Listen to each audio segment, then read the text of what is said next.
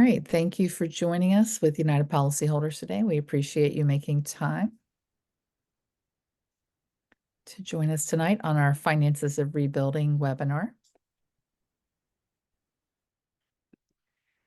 If you would like to follow along, you can download and follow the slide deck here. Just go to events on our page and find tonight's webinar and then pull that slide down. You'll be able to download it. A little bit about United Policyholders to kick us off. We are a nonprofit that helps people with insurance issues. We are a trusted information resource and voice for insurance consumers in all 50 states. We've been doing this since the Oakland Hills wildfires in '91 and really are focused on helping level that playing field for you as an insurance consumer in your negotiations and your interactions with that insurance company. We're funded exclusively by donations and grants. We have a very small but mighty professional staff, primarily based in California with some staff in Florida, Hawaii, and Colorado, and now Oregon. And we partner very heavily with our government agencies and nonprofits to help bring this information to you to make sure that you have what you need to move forward in the insurance claims process. And then one of the unique things about us is our team up. So we have volunteers who are both professionals in this space, as well as previous catastrophic loss survivors who, once they have finished their recovery, want to pay it forward. And so, that's one of the unique things about our team is that we do leverage that very hard won, been there, done that, and like to save those lessons learned to help you as a survivor moving forward to avoid some of the mistakes other people have made. We have 3 programs: our Roadmap to Recovery, which is tonight's workshop. Our Roadmap to Preparedness takes those lessons learned, what people realize that they wish they had known previous to having a loss, and put that into our preparedness messaging to help people reduce risk and become more resilient to disasters. And then our Advocacy in Action, which is taking those pain points people experience across disasters across the country and fight to improve insurance consumers' rights and protections. If you don't have our little yellow book, you can email to get a copy, or you can visit Sherry. And Sherry, if you'll wave your hand, she'll be at Lahaina Gateway Center on Fridays. And any other places that you'll be, Sherry? Let me turn. Oh, yes, I will also. I'm also in Kahului on Thursdays. So I'll be at both places and the books will be there. Excellent. Thank you. If you need more information than our little yellow book, we have our disaster insurance help libraries here on our website. It's a wealth of knowledge. Just please take it in bite-sized pieces because there's a lot of information there. We have both a step-by-step guidance to help you, samples and examples of letters and claims forms, our Survivors Speak tip series, going back to our Team Up disaster survivors knowledge, and then any upcoming workshops and resources there. Fine print, the workshop is intended to be general guidance only. Although Sherry is an attorney, we are not providing legal advice. Our speakers are just volunteering their time as educators to help you navigate this part of the process.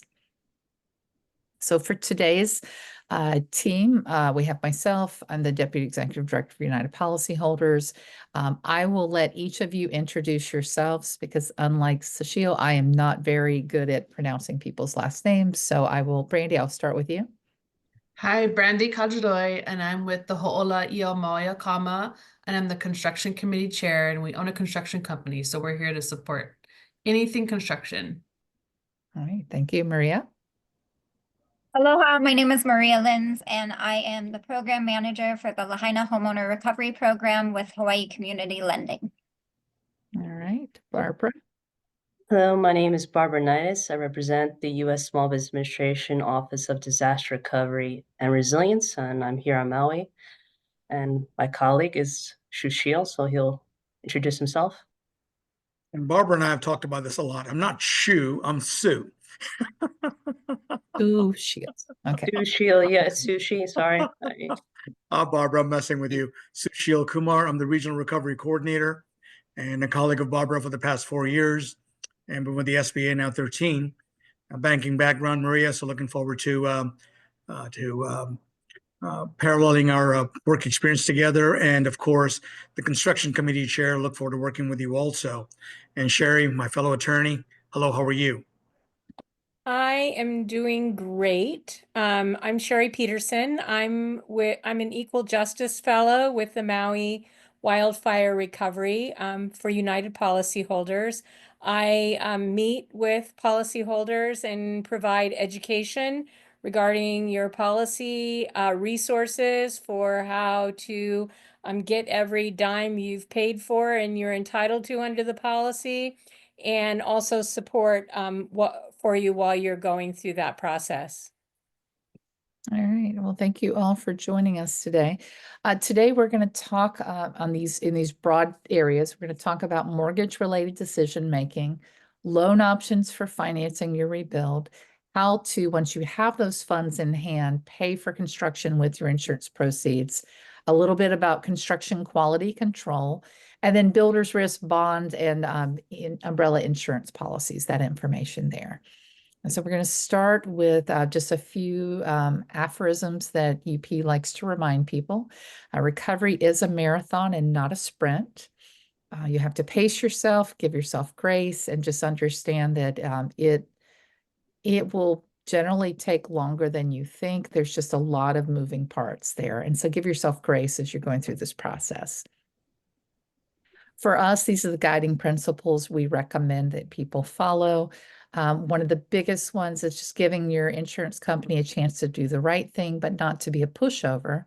Having said that, the best demeanor you can adopt during this process is polite assertiveness. And then understanding if you need help, please don't hesitate to reach out for help when you need it. And our philosophy really is that knowledge equals power. The more you understand about your insurance benefits, your rights, and the values of your loss, the more benefits that you should recover to rebuild your home, and the smoother your claim is going to go. A little tip here, this is a tracking form created by one of our CPAs from the Woolsey Fire. It's just a way for you to keep track of all of the funds, as Sherry said, every dime due to you. And this is very important for you when you are looking at putting together the finances for rebuilding, right? Because a lot of times people are you want to maximize your insurance claim, but you're looking at other funds, and a lot of people end up using their personal property, and you're trying to match with loans and funding and different resources there to help. So this is a way for you at least to keep track for your insurance piece. We always recommend you keep a claim journal. Make notes of every time you speak to your insurance company, any of these government officials that you're working with. Just, make note of who you talked to, when, what was said, the time. Keep a working copy of your insurance policy, because a lot of times you're going to refer back to that, saying if they're providing you guidance and saying this is what you need to do, you want to know where it says that in your policy. Because if it's your policy, it's in the legal language of that contract. If it's not in the policy, it is something that might be their practice, but it could be something that is up for negotiation. And just keeping up that paper trail, confirm that you are cooperating, tell them what you need from them and why you need it to help you resolve your claim. And then just, keeping track of those multiple parts, going back to your journal, tracking when you've requested things, and reminding them and keeping them on track and keeping yourself on track as well. Now, diving into this, one of the biggest things is mortgages are complicated. If you're having issues with your mortgage company, Fannie Mae and the HUD counselors can provide you up to 18 months of counseling support from a HUD-approved housing counselor to help you with this part. So if you find that your mortgage company is not responding and they're sitting on your insurance proceeds and you're not able to get the right person, reach out to the Fannie Mae Here to Help number to be able to get information to help you with this process. These are things that you should expect. So on your insurance proceeds and your mortgage, those funds should be held in an interest-bearing account. Your lender should be following and reviewing your repair plan that you come up with your contractor and monitoring those repairs, doing drawdowns and doing inspections. If your mortgage was current when the disaster occurred, they typically will release insurance proceeds up to a certain amount in one payment. So if your mortgage were under 40,000 or less, as your balance, they might release everything above that amount. If your insurance proceeds and your mortgage are greater, generally they will release in their preference typically is a third. Brandy will let you talk about that preferred draw, which might look a little different than those thirds. And that will require an inspection to release additional funds. So knowing what's available to you, really your focus is trying to get as much paid up front as you can from your insurance company, because you're going to have to balance what your contractor needs for each phase of recovery in the rebuilding with what your insurance company is providing, and then that gap that you're having to fill in, sorry. One note on each of these slides, when you see the arrow, that is a publication on our website, and that's the link to it. And Amy will probably be putting those in the chat as well. But these are just good. This is good information to help you with this process.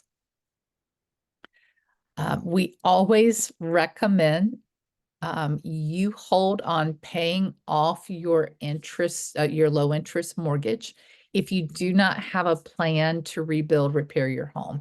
It may be that your mortgage company has insisted that you pay it off. And if that has happened, you're working with what you've got. But ideally, especially if you've got a very low interest mortgage rate, you want to hang on to that and not jeopardize that, because it's really difficult, depending on your situation, to be able to get new financing, especially if you're retired or your income situation has changed. You're looking at different things. You don't want to launch a construction project without a game plan. And Maria will love for you to elaborate on this in just a minute. You want to do your due diligence in hiring a builder. That builder is generally going to have to provide both for your lender and your insurance company, not just an agreement, but also a detailed budget plan of how they're going to do that. And then one of the things to flag in this space is just making decisions up front, because those change orders are going to impact, they're going to drive up fees, they're going to potentially cause delays. And so just being aware of those things up front. And I am sorry, I've got to move you guys again so I can get back to my slides. One thing of note, when you're dealing with your mortgage company, is sometimes it's really hard to track down that authorized signer who can write a check and pay your contractor. And so this is an example of how to do it, how to research it, and how to find that right person. Because generally the person that you're speaking to is not the person that can sign that check. And sometimes they might not even know, because it's a little convoluted, and especially small lenders don't necessarily have a task person for that. So you're going to have to go up to a supervisor anyway. All right, we're going to talk about loan options. Some questions to ask before you rebuild: how much is still owed on your home? If you're underinsured, and that's most of our presenters are going to be talking about that today, how can you get what is owed to you from insurance? Will you need a new loan? Are you looking at SBA? What are you looking at? And what is that rebuilding game plan?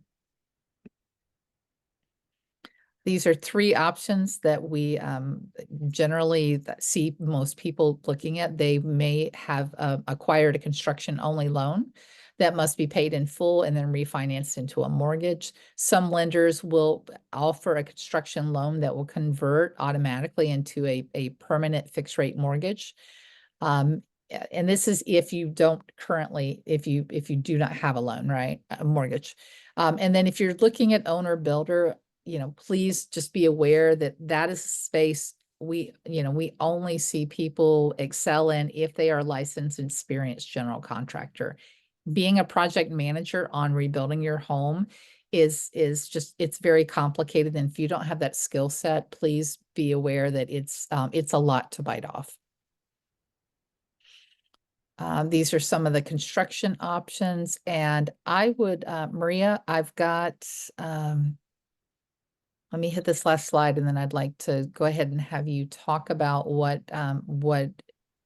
Hawaii Community Lending is offering and how that will work, okay? And talk about some of the options that are available on the island.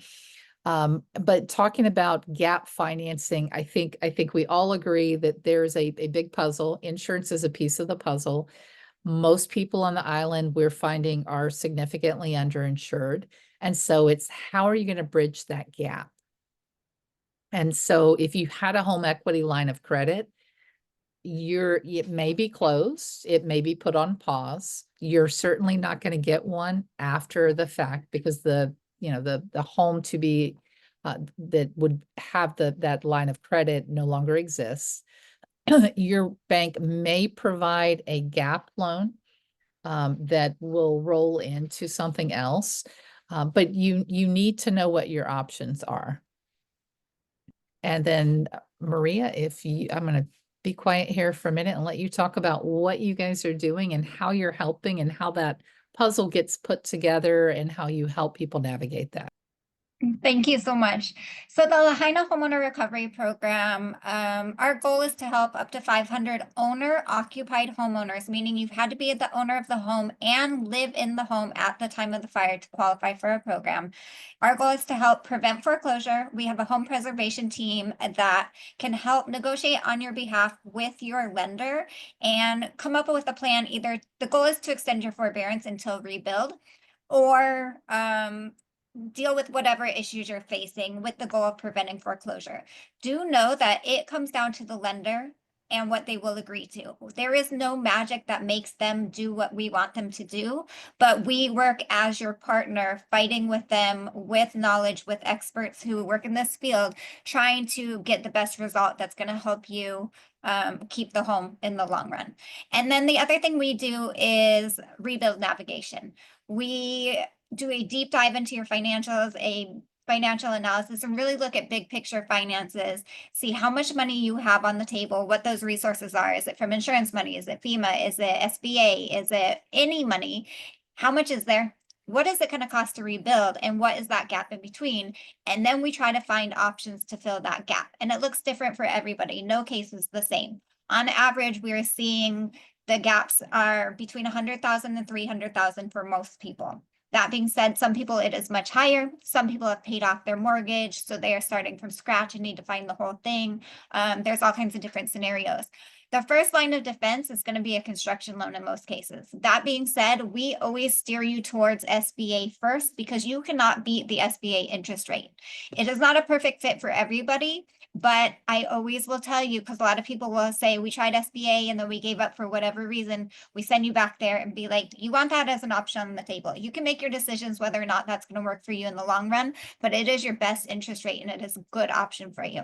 And then, like I said, the next line of defense is a construction loan for a lot of people.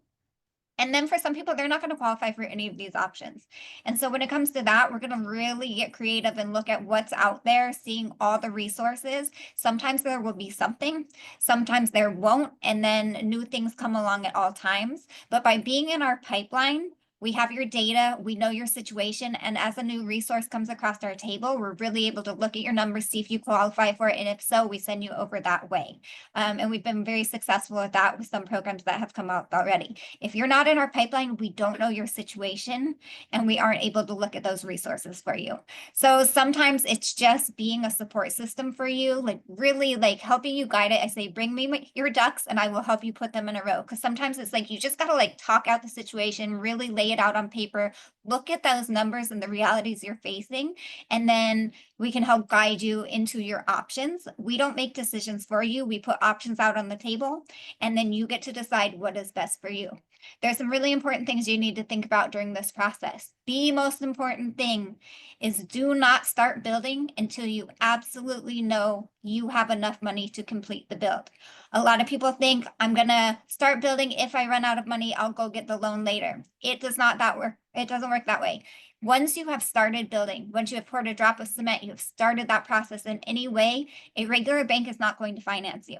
There are no options. We had a client come to us this week and say, oh, I'm halfway through my build. I'm running out of money. Now I need to get a loan.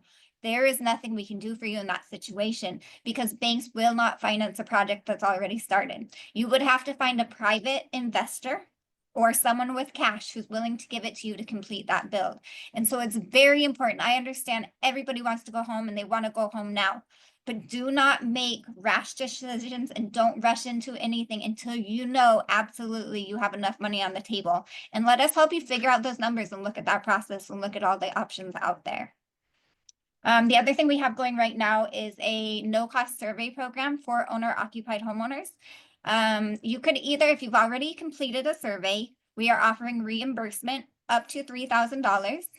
Or if you are not in a rush, we are doing surveys in bulk, but it's not going to be an easy or fast process because we have to group together properties that are 8 to 10 properties near each other so that the surveyors can go to one area at one time. And it's going to take time to do that. To do the entire town of Lahaina, all the homeowners can take up to 6 months. So for some people, it's not going to be the fastest option. In that case, if it makes more sense and it's better for you, go get your survey, save your receipt. Do not pay cash. We're going to need a copy of that receipt. We're going to need a copy of your survey, and we're going to need proof like a screenshot of that transaction going through the bank account, and then we'll be able to reimburse you. For any of our program, you need to sign up on our interest list on our website, hawaiicommunitylending.com. Find the Lahaina Homeowner Recovery Program and apply there. If you're looking for survey reimbursement, just fill out the form and then in the comments box say you want reimbursement because the pathway will take you down is a little different if you're just doing reimbursement. If you're not sure and you think you may want more from us, like schedule a meeting, you'll end up getting an email with a link to schedule time with us so we can really just sit down, talk about your situation, look at the big picture. You can walk away from us at any time, but we're here to help. We want to help you in any way we can. Our goal is to help everybody go home, and we want to support you in the process.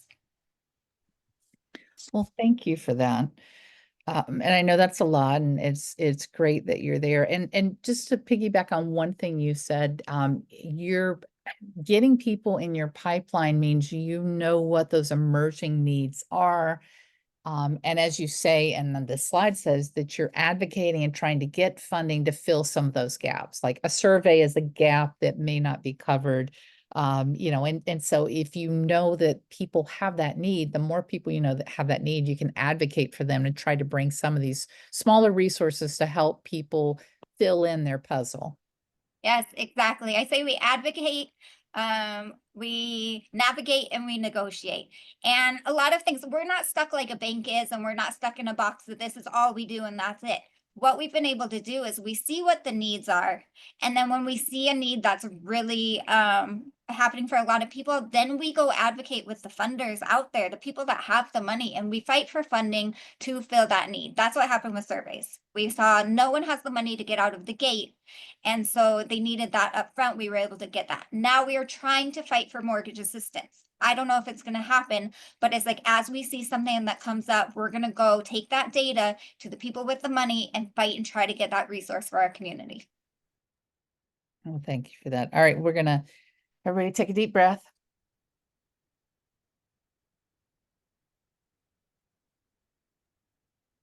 All right, and we're going to talk about paying for construction with those funds, right? So best practice, and this is hard for a lot of folks, is working out with your insurance company what they owe you.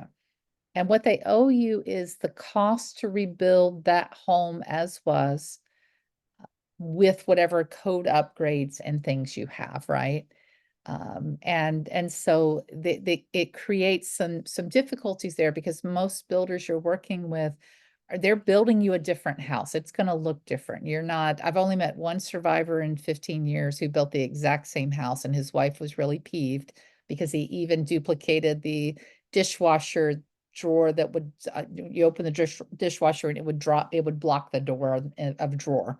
And, you know, she's like, I'm so excited, I'm gonna replace my kitchen. And then, no, he built the exact same house. So very few people do that. So for the most part, it's hard to get it to match because what they owe you is what you had with those upgrades. What you're building is going to look different because you're built, you know, it's an opportunity to rearrange. Your situation might be very different.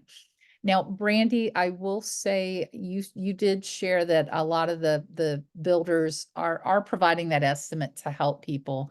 Can you share a little bit about what that looks like? So there are a few that'll help you out, and it is difficult.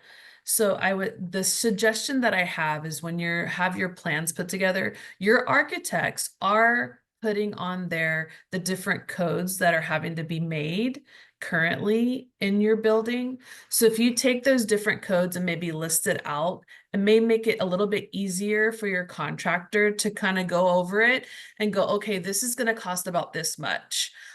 Just for example, I know with all the new houses coming up, one of the major codes that stands out is you have to have a solar water heater. You know, that's an upgrade. I don't think almost anybody in Lahaina had a house that had been built during that time. So that right there is already about maybe 5,000 to 10,000 more than what you would have had before. So, but your architect may have a list of those codes that it's going to be upgraded to.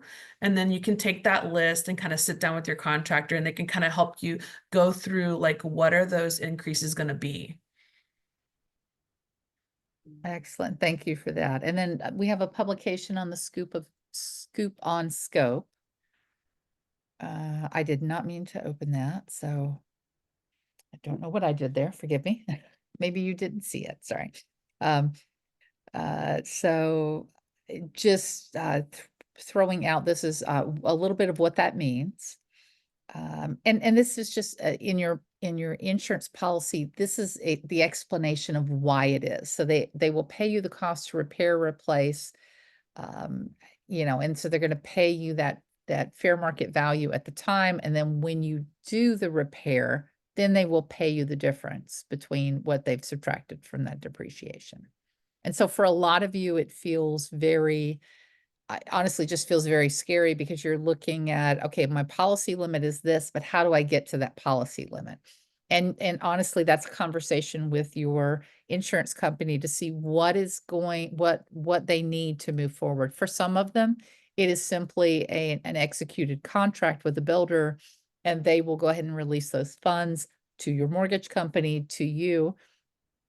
For others, they're going to hold it and they're going to make payments, which goes back to what I'm going to have Brandy talk about in just a minute about what that best practice is to align your insurance proceeds, your mortgage payouts, and all of that stuff to work with how your builder actually works. But before we go there, Brandy, underinsured. So knowing that most people are significantly underinsured, where do those additional funds come from? So for a lot of people, it's not that your external savings are not enough to fill in that gap that Maria mentioned of 100,000 to 300, 500,000.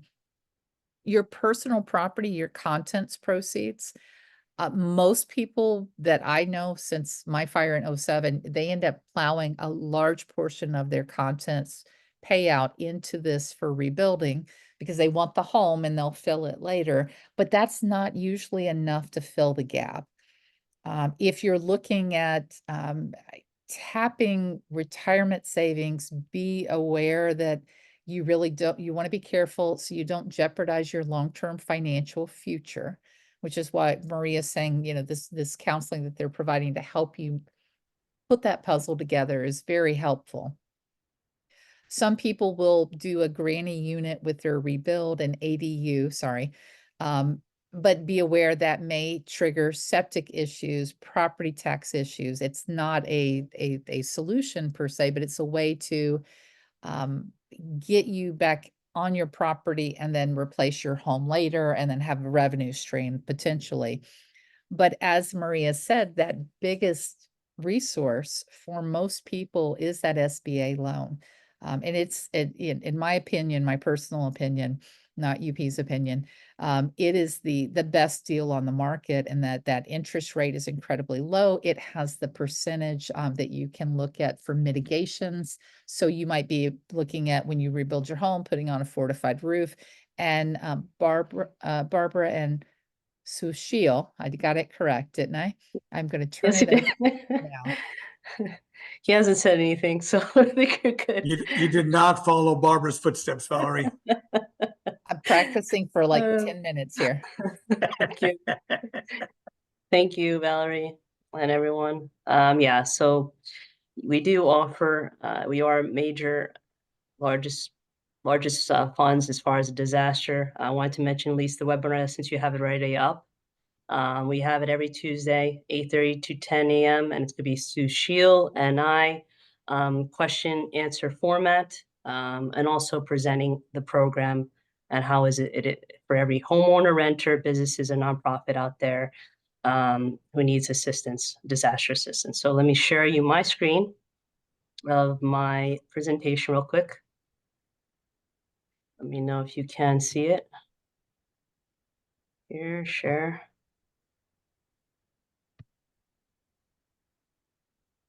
All right, can everyone see my screen?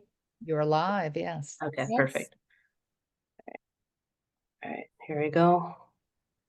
And I'm gonna slideshow. Okay. So everybody assumes that we only help out businesses out there, and we help out homeowners, renters, businesses, and nonprofit organizations during a disaster. We are currently in a presidential declaration. SBA is the largest source of funds for primarily damaged properties post-disaster. 80% of our loans are typically to homeowners and renters. The funds come directly from the US Treasury, and the program helps the uninsured and underinsured losses. For home loans for primary resident, it's up to $500,000 to repair or replace physical damage, as well as $100,000 for anything that's inside the home, personal property, as well as your automobile. For renters, they can receive is that $100,000 for personal property and their vehicle.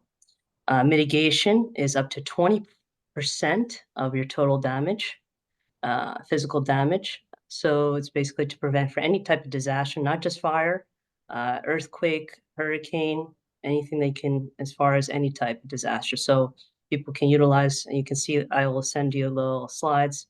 There's one slide that mentions a little bit how do you protect your home as far as a tin roof, one example, and also as far as other avenues.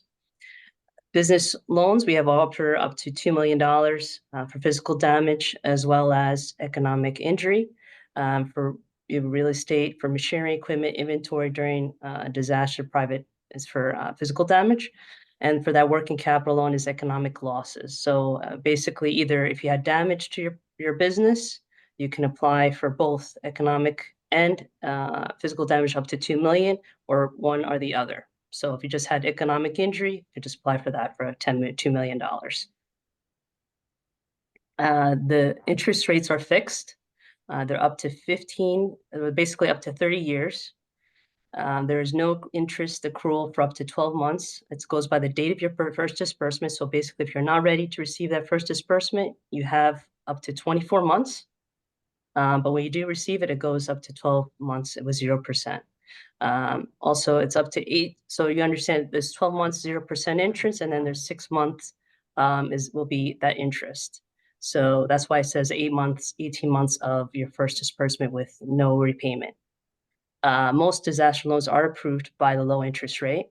So for home loan as low as 2.5%, for businesses as low as 4%, and a nonprofit as low as 2.37%.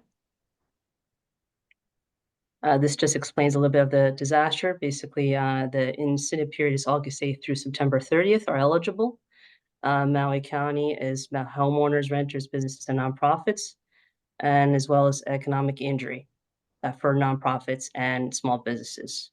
The business, so for physical damage loans, the grace period has ended. It was June 11th, but people can still apply. Just provide justification. It's best to go to your centers. We have 4 centers on Maui. So I'll have another slide for that, but you also can call your 1-800 number 659-2955. That's a customer service number as well. But for working capital loans, the deadline for economic injury has passed, which was November 9th. That's also as well, you can provide a justification on that too. So both physical and working capital. And by the way, for applications for a home, it's separate as well as a business. So 2 different applications. But you, Yeah. you've got a question in the chat. Do Okay. SBA loans cover an adjacent building like a garage? Yes, as far as part of the primary resident. So yes. So let me go back to here. So as far as when you do the application process, homeowners and renters, of course, they register for FEMA, and then you follow through with SBA loan. That's where we come into play. We're the gap lender. So as far as helping you rebuild, we come into part as far as mitigation, as well as also to help out in any type of uninsured and underinsured loss. So if the homeowner does and the renter does get denied from SBA loan, there is as far as reconsideration, reinstatement, as well as if they basically last year they applied and they are able to, they weren't ready to basically, as far as follow through with the process of the loan, they can just redo a reinstatement and go to your center, as well as also contact the 1-800 number to follow through if they can't make it to the centers. So that would help them out as far as to follow through with that process. But yeah, we're having people apply now that are ready, as they were not ready. They were due to what was going on and the housing. But yes, so for homeowner renter, they do get referred for some cases back to FEMA for other needs assistance, but that is not really to help you rebuild as far as the funds. So there is another option. You can have a co-applicant, for example, to help you out for the loan process. And there's other things that people either do is that they build their credit later on and they can do reconsideration as far as that later on at the end as 6 months. They give you that time to rebuild your credit. So we try to give you other options as well to accommodate everybody. There is a refinance option as well. If you had a previous mortgage, you can get the low interest rate as low as 2.5% for business as well. And there is a relocation. So if you're not able to wait during the timeline of a rebuild, you can relocate. So we give you that option as well. This just explains a little bit of as far as tax returns. When you do fill out the application, we do ask the IRS. You have to fill out a 406C to provide that information as far as to follow through with the process, personal financial statements to see if you're eligible to repay the loan. Here is the slide that I was mentioning to you about mitigation. So there's just certain things that you don't think of. Elevate your structure, add a sump pump, certain like building codes that is going on to build your home more resilient as we go around right now. As far as the county, that is certain things that can help you out as to come into play as far as the mitigation part. And there's the tin roof as well as the wind rated garage doors, as well as hurricane strap roofs.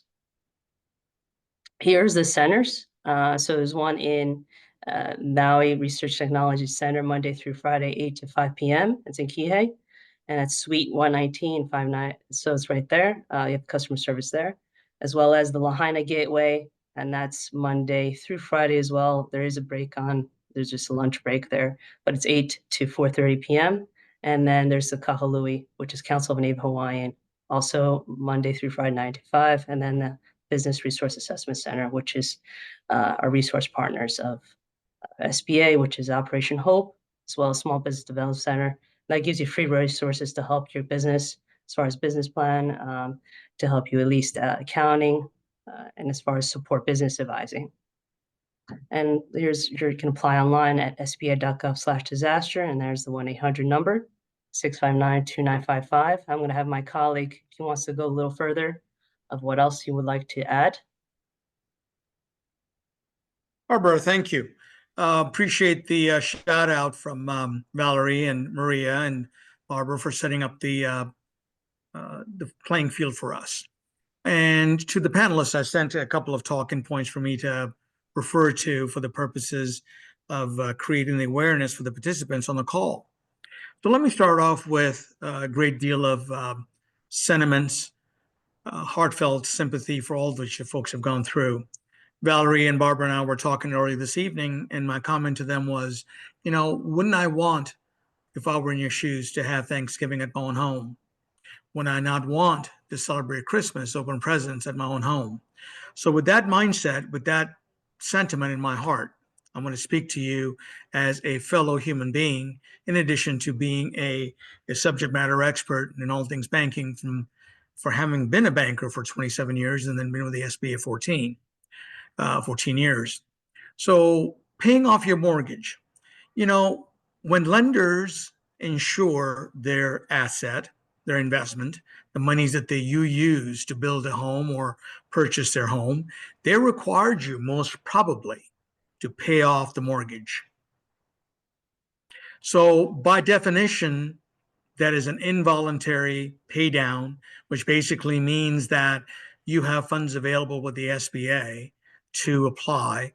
So you may want to check with your bank as to what particular piece of covenants that they use. And Maria is very familiar with the word covenants, and so is Sherry, to find out what those covenants read as. Okay, number one. Number two,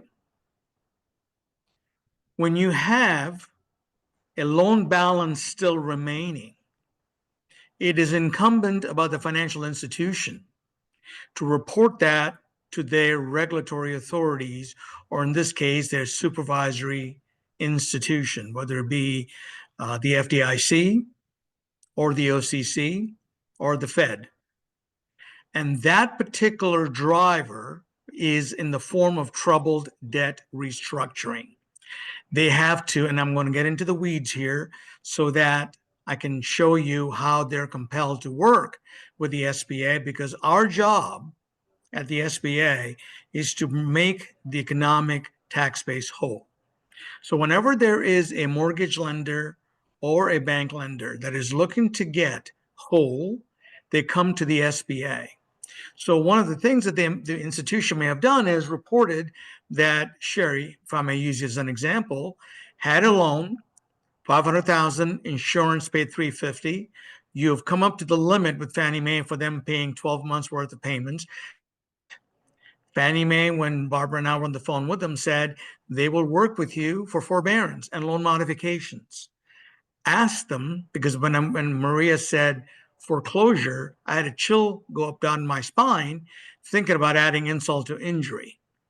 So we need to find these institutions and find out what they did with your mortgage. What are they doing with your mortgage? Because clearly there is no asset. Clearly you're displaced. What is their game plan to cure a situation that you were not responsible for in the form of fire? So that's what you want to ask them first and foremost. What have they disclosed to the regulatory institutions that they're governed by as their game plan to work on behalf of the consumer? Jill Takuta's office is dedicated to helping those customers, and feel free to mention my name. I had the pleasure of meeting with both Congresswoman Jill Takuta and her chief of staff, Wendy, and I'm more than glad to talk with the financial institutions. I've done with several of them in my interactions, and letting them see a path forward with helping homeowners such as yourself. Now, back to mitigation. I'm going to go just based on the slides that I saw that Valerie, you were so eloquent in speaking about. Mitigation, right? Do you mind putting up that slide for mitigation real quick so that I'm very specific? Barbara, if you could take yours down, and Valerie could put up that slide where she spoke about mitigation. Is that okay? I took it out. Okay. I think it was, I'm trying to remember which slide I had up. It was earlier on, very early on in your presentation, right after you're paying off your mortgage. All right, let me go backwards. You keep talking, I will find it. Okay. Because I don't want to misspeak, so I was going to wait and take a deep breath.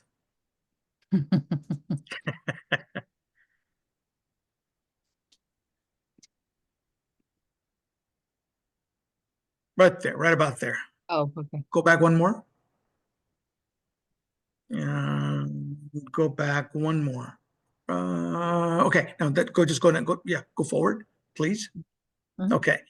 If your mortgage is current when disaster occurred, insurance proceeds up to a certain dollar amount. So just to give you another flavor for what SBA does, we are the program for the uninsured and the underinsured. Every one of you folks that's on this call has an insurance policy. By definition, you're underinsured. Why? Because insurance company never makes you whole 100 cents on the dollar. They'll pay you 95 cents, 90 cents, 85 cents. There's a dollar deductible. There is a percentage deductible. We will pay those. 180,000 and the amount of the damages are 550. We will cover the 70,000. Okay.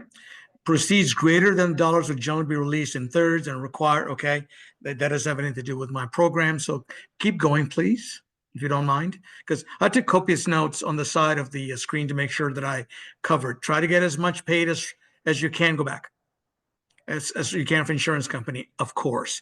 And here's where the rubber meets the road. More times than not, please tell me on the call, the panelists on the call, the insurance company paid the mortgage company, and that mortgage company is keeping those dollars in reserve. Isn't that correct? So technically, that money has not been used for any other purpose other than the eventual settlement of the loan.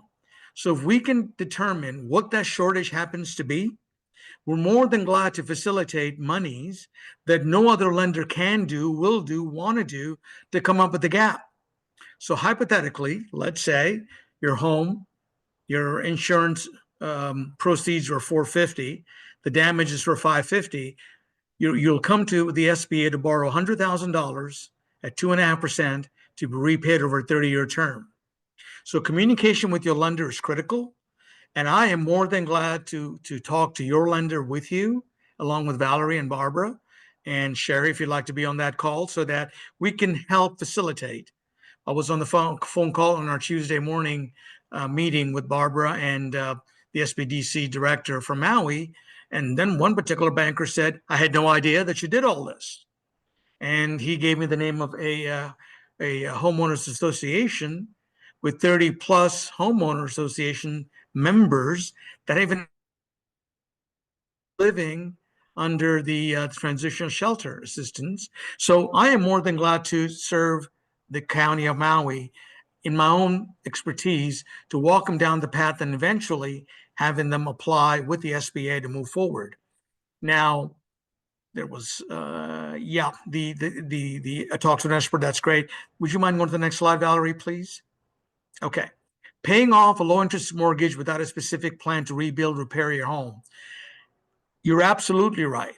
You would not want to pay off a low interest mortgage, but if the lender specifically has a clause that makes them be repaid the minute the property is destroyed, the homeowner has no chance, and you know what, to be able to negotiate that. And when it comes to a construction project, the SBA will require cost estimates to rebuild. So working with my good friend, is it Brenda? Is that correct? Did I butcher your name? No, Brandy. Sorry about that, Brandy. No, you're good. Yeah, Brandy, 822 in Sacramento, California. My apologies, Brandy.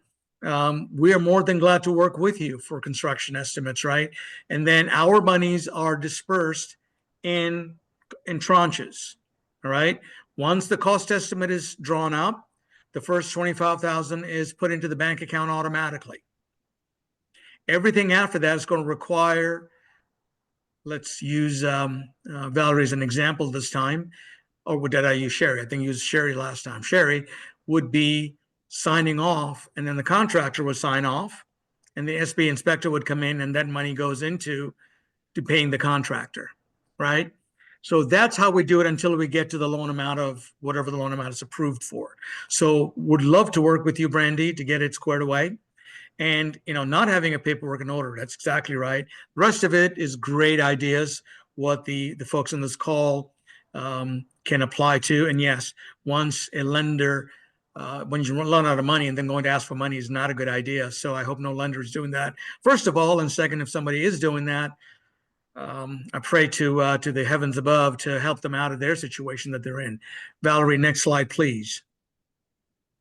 And these are all, part and parcel of our program. That's why I'm asking your assistance to go through the slides yourself, because it adds value to the overall program substance that SCSB is offering. Next slide, please.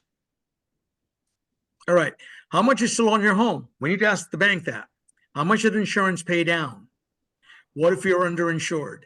We can cover that portion. That's what my program is for. How can you get what is owed to you? Well, if you're underinsured, there's not much you can do, right? If you insured and if you're willfully underinsured, and I've talked to several business owners, which may have nothing to do with homeowners, but I spoke to several business owners who came up and says, I was underinsured, Sushil. And my question to them was, for God's sakes, why did you do that? And they didn't have an answer. And I don't understand how the insurance companies would have insured a property knowing fully well that it was not completely insured, and the lenders themselves. And that's not my place to ask. It's something for you folks to give some consideration to as to what we're operating under. We need a new loan, absolutely, because otherwise you'll be on the hook for the remaining portion, because eventually the loan modification may not be of any use to you. Perhaps it is. The bank may not want to give you loan modification if you don't, who knows what their appetite might be. So please use us as an avenue to rebuild and get back to where you rightfully belong in your own home. Do you have a rebuilding game plan? Talk to your contractor. Talk to the call who are community experts in figuring out how to potentially rebuild. We were on the phone call, Barbara and I, with the lady's name by the name of May. Is that correct, Barbara, this afternoon? Yes, it was May. Right. And she was with the Realtors Association? Association, yes. Not that I'm endorsing anybody. I don't know their association from a second association, but they seem very eager to want to assist the community. So if the folks on this call want to reach out to May and their department and their administrator to figure out how to help rebuild, because my job is to get to know almost everyone on the island, to bring those resources together so that the SB is used and we can use it for different purposes, and refinance is an option, relocation is an option, mitigation is an option. So talk to them about the rebuilding game plan, please, because she seemed very eager to want to assist. Next slide, please. Okay, this is where my bullet point option number 2 is the way to go if your current bank wants to work with you. Okay, do not ever take out a construction loan with a lack of a permanent lender. You will pay expensive rates. And I can tell you from my commercial lending background, there were institutions that made money hand over fist because the borrowers did not have a permanent loan in place to take out the construction only loan. Those only tend to be inexpensive while the property is being built. But after that, guess what? They're wanting their money now because they want to put it somewhere else to be deployed. So please make sure that if you are working with a private lender who you want to work with and pay more than 2.5%, feel free to do so. Otherwise, we can lend up to $500,000 as a gap lender to help you rebuild. And for that, we're going to work with Brandy's team for construction estimates and how to rebuild so that you can have mitigation as be part of that mindset. And we are a gap lender, right? And your current bank may offer you modifications until we're done. We just want to see that in writing, okay? And one of the other questions I'd like to ask the folks who are on this call is, has your bank, mortgage lender, talked to the SBA? I hadn't gotten any phone calls. I don't know if Barbara's got any phone calls, but I would love to talk with them to offer them a path to cure their portfolio of this non-performing asset, which is costing them money in the form of interest income and not helping you get it back into your home. So feel free to use me to talk with them to help guide the path to eventually coming to apply with the SBA. I mentioned Jill Takuta's office. I mentioned the troubled debt restructuring. And there was a slide, Valerie, that you talked about external savings. Could we go to that for a moment? Right there. Now, I put OPP. Anybody want to take a a wild guess. There was a song called OPP, but that's not what we're talking about. This OPP has something more in reference to this underinsured. I think both of you ladies got what that was, right? So you know the song. Anybody want to take a guess what that OPP stands for? Anybody? Well, hearing none, I'll say it's other people's money. Okay, so use other people's money to other people's property. That's what it comes down to, right? To finance. Never use your own money, especially talking 2.5%. Money markets right now are paying anywhere between 4.6 and 5.3. The Fed lowered rates. Perhaps now they're in the threes, but that's still more than you're paying for the insurance. I mean, paying for our interest rate. So this linear usage, external savings, personal property proceeds, the average American spends more time on vacation planning rather than retirement planning or preparation planning. And the Federal Reserve of New York put together a study, and Federal Reserve of New York happens to be a very credible institution, I would say. They said 2/3 of Americans could not put together an emergency fund of $500 if their life depended on it. So the whole notion, as Valerie very eloquently put, to have $500,000 underinsured coming up, that's a far cry from reality, okay? And our money has to be used to put back the structure as it existed before. No upgrades of any kind. Hey, man, I wanted a gazebo. Can't have it. Hey, man, I wanted a swimming pool. Can't do it. Whatever it was at the time is what you get to do, okay? And the permitting process, code upgrades, they can all be used from our mitigation funds. So the maximum sums of money that we can offer is $500,000. 20% of that is available in addition for mitigation. Something as simple as, I saw this incredible picture right after the Lahaina front was burned. And at first, the folks said this was conspiracy, artificial intelligence. There was one home that survived that particular fire. The lady's interview that I read, very interestingly enough, was she put a steel roof and she had 5 feet of retardant material around her home. That saved her home. So I would encourage you folks that are looking to rebuild to have mitigation of sorts, because this won't be the last time natural disaster strikes us. There is no state in the union that is safe from any type of natural disaster. Okay. Valerie, there was one other slide that you did a great job of presenting. If I may go to that, I don't recall which one that was. I think that was our slide. Is there anything else?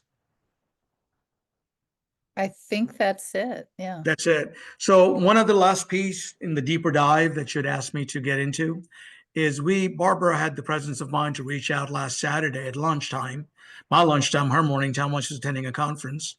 And this particular lady was working with the Community Land Trust.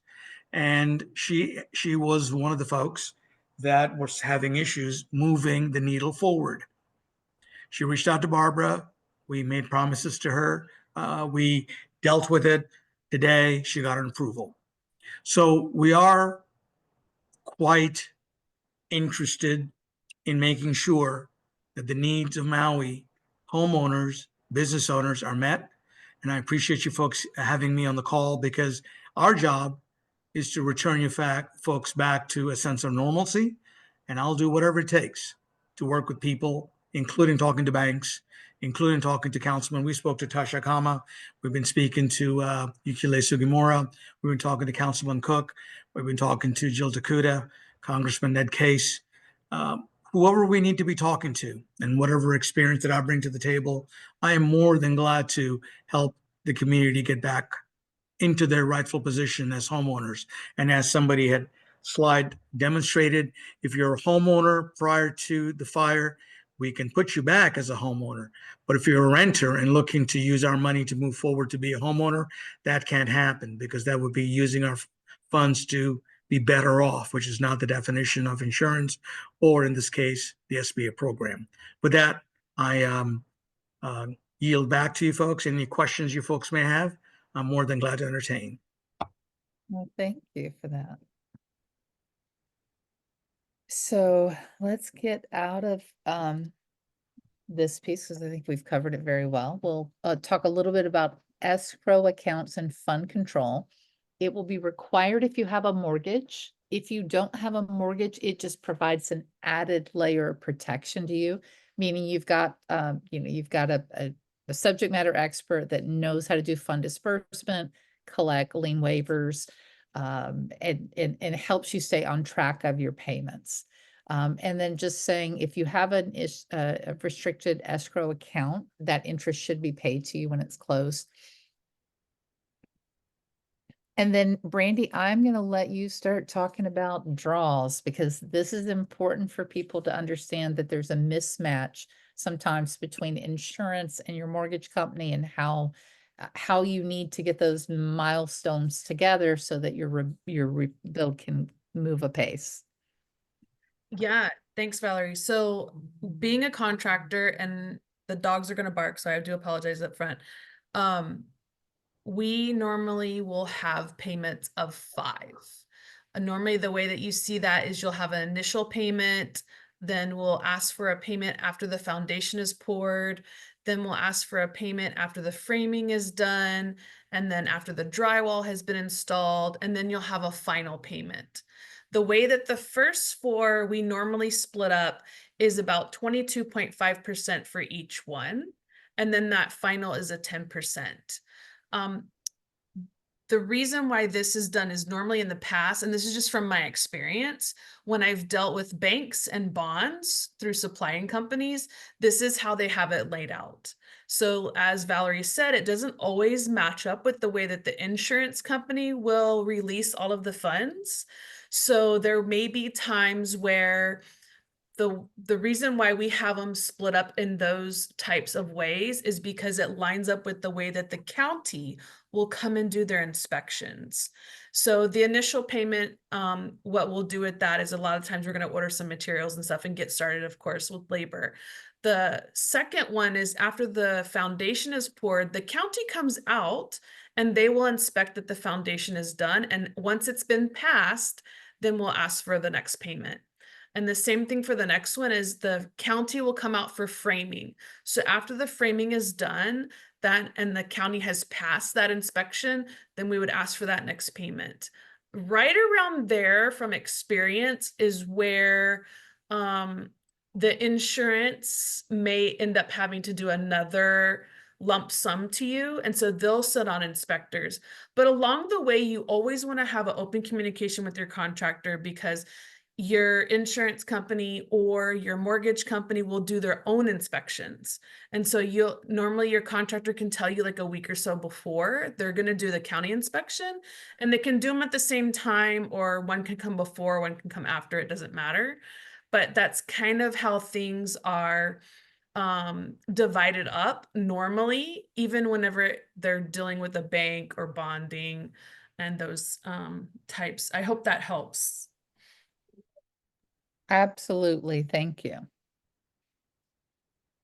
And just, we're going to keep moving into your space, Brandy. Sorry about that. We're going to talk about construction quality control. And just a reminder, again, because you're balancing your budget and your bottom line, once you come up with that budget, you've financed it, you need to maintain it. And so being aware of change orders, their impact on your final bill, making sure that you know the terms of your contract, ideally having someone review your contract before you sign it, unless you're an attorney that does contract law, you're just going to find there's things you don't know.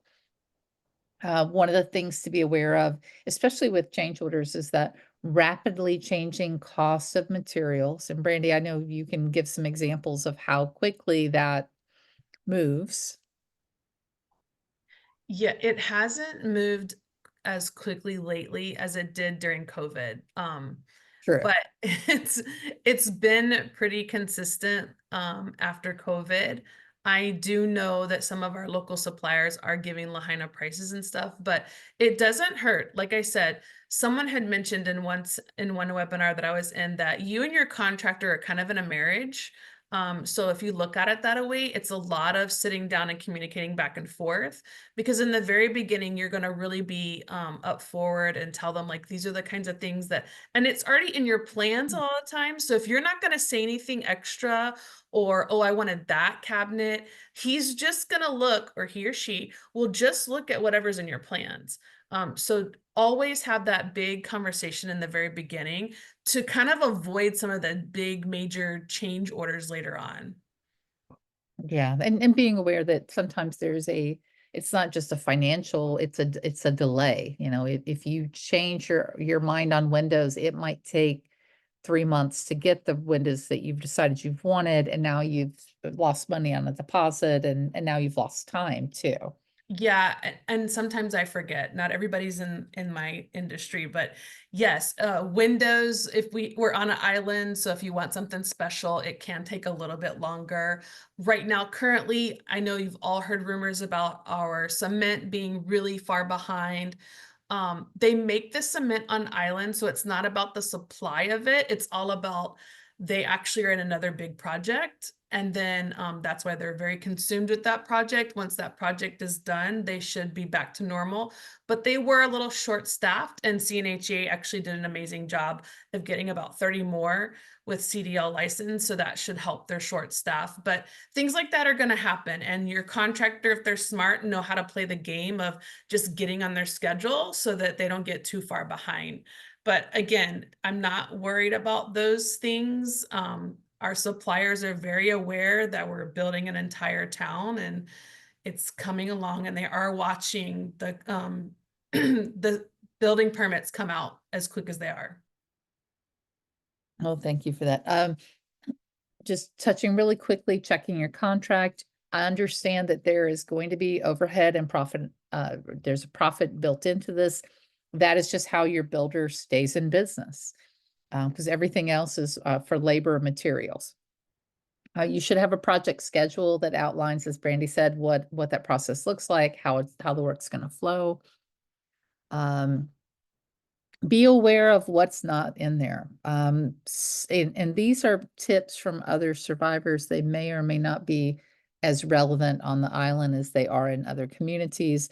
But the expectation of being in on time, a finish end date, start date, things that just basically give parameters to move forward on.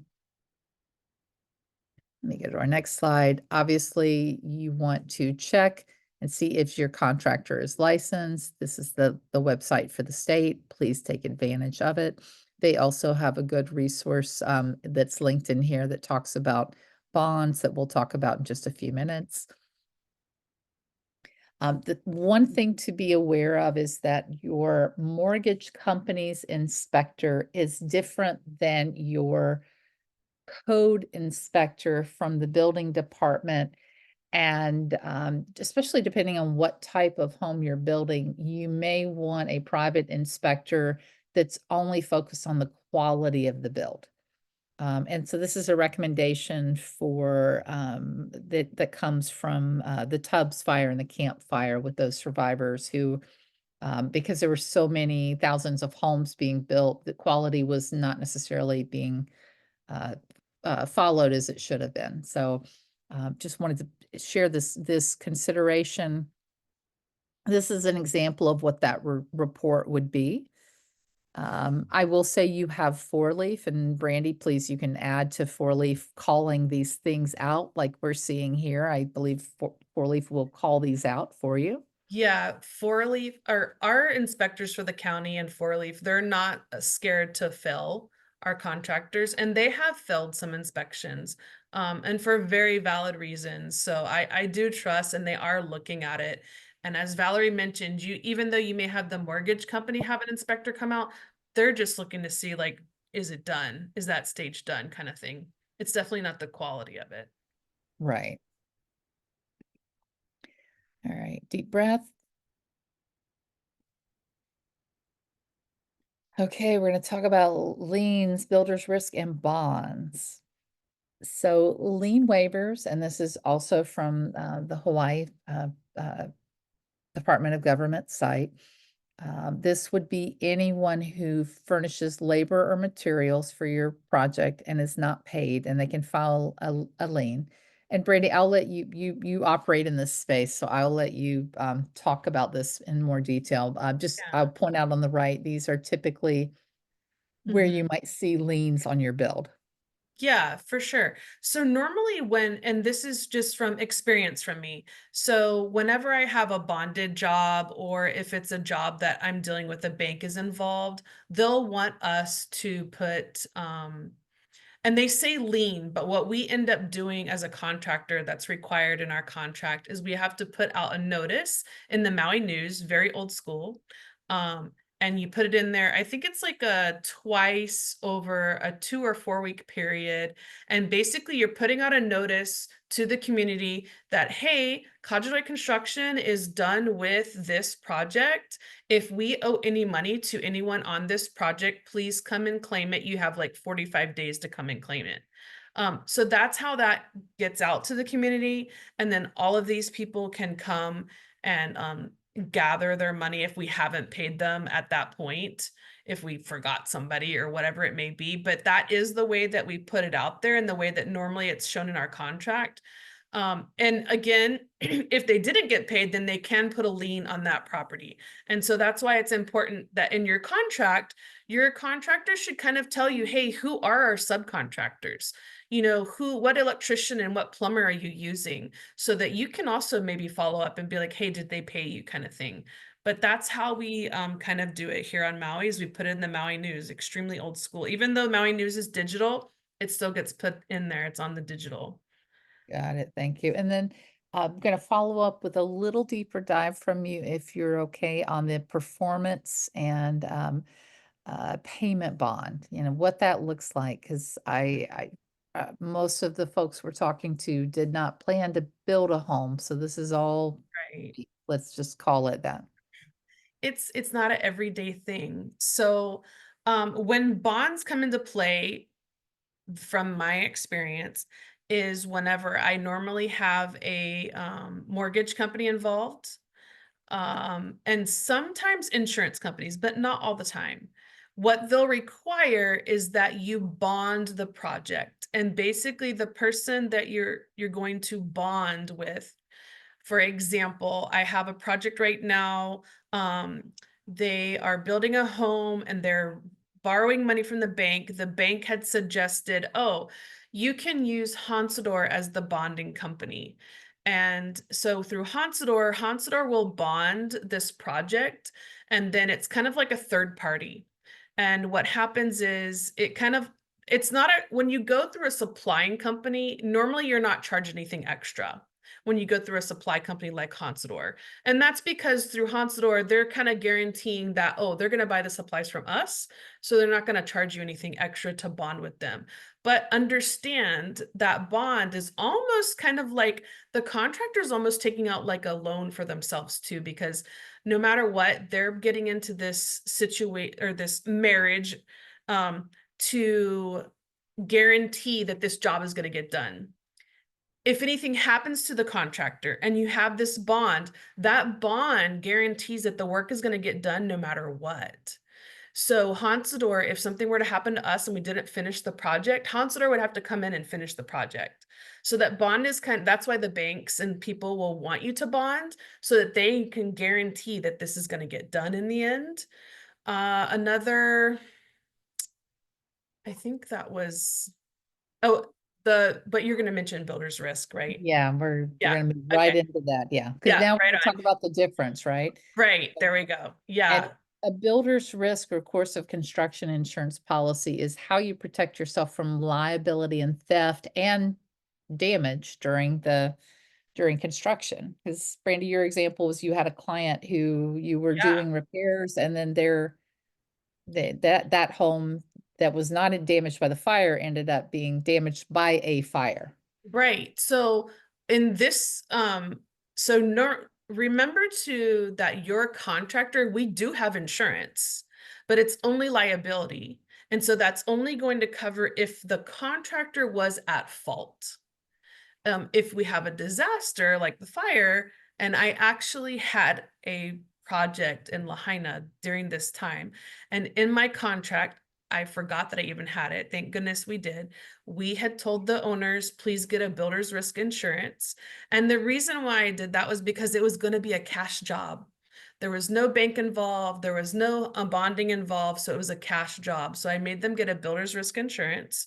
And when they got that insurance and after the fire was all said and done, they pretty much got everything back because they insured for the whole project on that builder's risk insurance. So that is another avenue to protect if anything happens and it's nobody as really at fault kind of thing.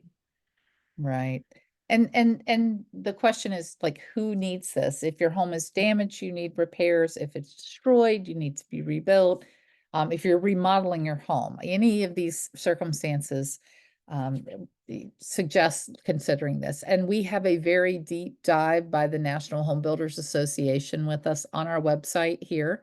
So not going to talk about it in very much detail, but just letting you know that everything you ever wanted to know about builder's risk and did not want to ask anyone, you can ask, you can watch this video and Helmut will tell you everything. And this is basically what it covers, right? So it's that additional liability that if it exceeds what the builder has, acts of nature, theft of any of those components that are stored on site that would be used to rebuild your home.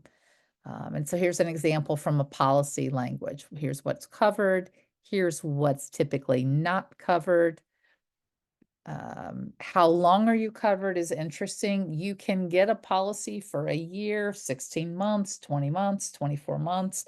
The recommendation is always to get longer than you think you would need, because you can always end it early and ask for a refund on what you did not use. But to extend it is sometimes complicated and will inevitably cost more. And let's see. And then this is just an example of what it costs. This is from the Marshall Fire. This is not a current Maui quote, but this is from Marshall Fire a year ago. Your homeowner's insurance may write a policy, and it really just depends on them if they're willing to do it. Otherwise, you would just go to, there are some national providers that do that. Either the builder can secure it or the homeowner. It really, the thing that matters is making sure you're setting the limits to protect what's on the property. And making sure it's, ideally it's in the homeowner's name, because if the builder walks, the policy is void. And then the other thing that will void it is if you place your contents inside before you get your final occupancy. You have to have that final before you do that. And that's, it just, you know, it's not going to cover your contents, but you know, it could be something you put on the property causes the fire or the damage to the property, and now you've caused it because of what you've done. So you want to be really careful here. And let's see what else I've got. An umbrella policy, just to be aware, this is additional liability coverage. It only kicks in after you reach the amount that would normally be in your homeowner's policy. So if your homeowner's policy gave you a protection of $500,000, your umbrella covers you for $1 million in liability. Somebody trips, breaks their legs, they're looking to sue you. You know, that umbrella policy is going to kick in after your homeowners pays that $500,000 up to that amount. Now for your contractor, obviously they have their own liability insurance, as Brandy said. Their tools are covered under their policy. They might have an equipment floater for anything left there. So just being aware of what this looks like. And so I'm going to run through these really quick and then ask our presenters if there's anything they'd like to share. So if you've got more, if you want more information, please go to our website, sign up to get our emails that tell you about upcoming events and opportunities.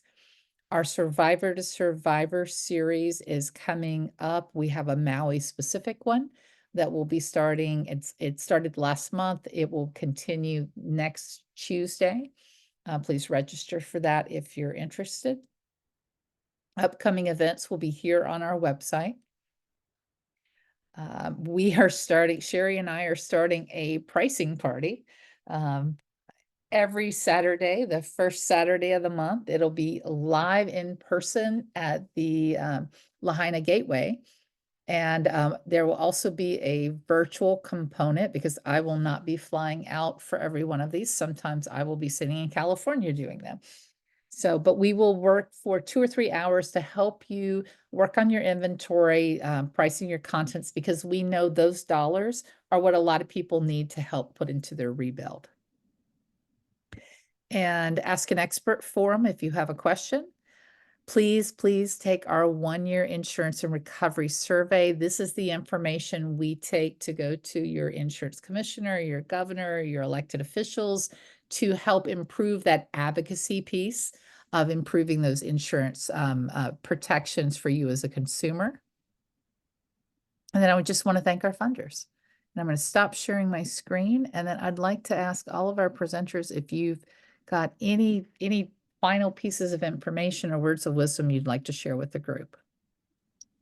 I can say something just real quick. I put in the chat just as a reminder, I am with Ho'ola Io Maui Kama. This is your long-term recovery group from your community.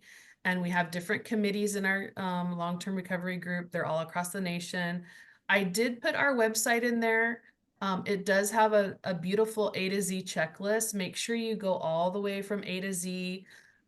Valerie did mention earlier about checking out your contractor. I did go into DCCA and I downloaded all the contractors that are specifically on Maui, and I made a spreadsheet for you.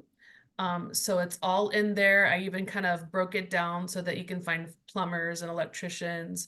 But at least it's somewhere to start. I know it's very overwhelming.